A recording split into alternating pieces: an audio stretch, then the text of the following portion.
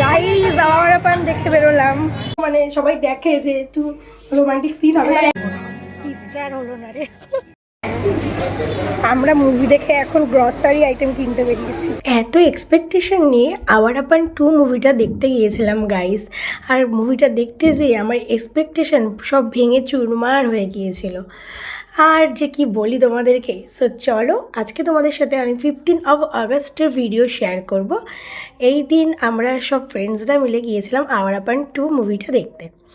তো আমি যখন যাই মুভিটা দেখতে, আমরা তো ভীষণ এক্সাইটেড, কেননা ইমরান হাশমির মুভি মানেই তো রোমান্টিক মুভি, আর আমাদের পার্সোনালি রোমান্টিক মুভি আমার খুবই ভালো লাগে। তো যাই হোক, তো চলো দেখো ভিডিওতে কী কী হয়। তো আমরা যেই তারপরে প্রথমেই তো মুভি দেখতে আমরা বসে গেলাম, আমার মুভি স্টার্ট হয়ে গেছিলো।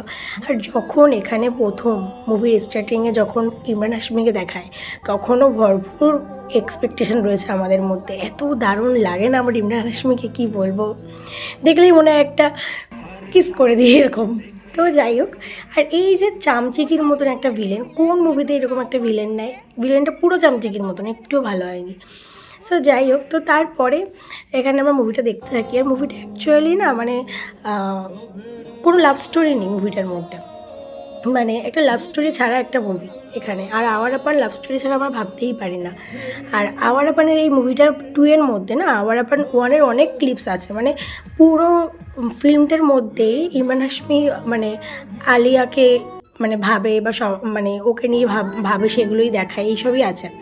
তো যাই হোক, তো মুভিটা আমার অ্যাকচুয়ালি সেরকমভাবে ভালো লাগেনি। হ্যাঁ, একটু আধটু ভালো লেগেছে, মানে পার্ট 1টা এর থেকে ভালো ছিল, মানে এটা অতটা বেশি ভালো হয়নি। আর এখানে শেষে ক্যামিও ছিল ফার্স্ট পার্টের যে হিরোইন ছিল তার, মানে এই জায়গাটা খুব ভালো লেগেছে সবার আমার। আর দিশা পাটানিকে যে কেন হিরোইন হিসাবে নিয়েছে এই মুভিতে, এটা আমরা বুঝতেই পারলাম না। মানে ওর অ্যাক্টিং না একটুও ভালো না, কোনোভাবে ওকে ভালো লাগছিলো, মানে এই মুভিটার সাথে ওকে যায় না। তো এইভাবে দেখে তারপর আমরা শপিং করতে গেলাম। গাইস আওয়ার আপান দেখে বেরোলাম। বান্ধবী এদিকে আয়। Hello, hi. কেমন লাগলো তোর আজকে আওয়ার আপান মুভিটা? ঠিক আছে মোটামুটি। তো আমার চুম্মাচাটি হয়নি, বলে ভালো লাগে। কি কথা মায়ের।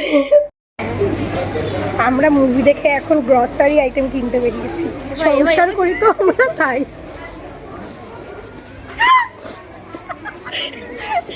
আওয়ার আপান দেখতে এসে আমরা আমাদের জামাই খুঁজে পেয়েছি, সংসার করবো, ভালো লাগে।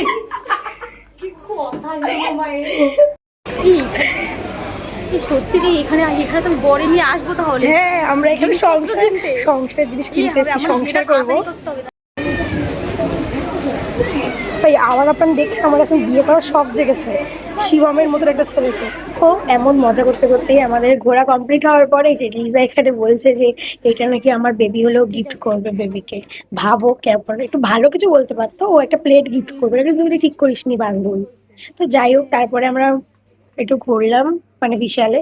তো ঘুরে টুরে যা নেওয়ার ছিল লিজা নিল। তো নেওয়ার পরে তারপরে আমরা একটু ভুট্টা খেলাম, আর এটা আমার খুবই ভালো লাগে। তো খেয়ে তারপরে আমরা বাড়ি চলে আসলাম।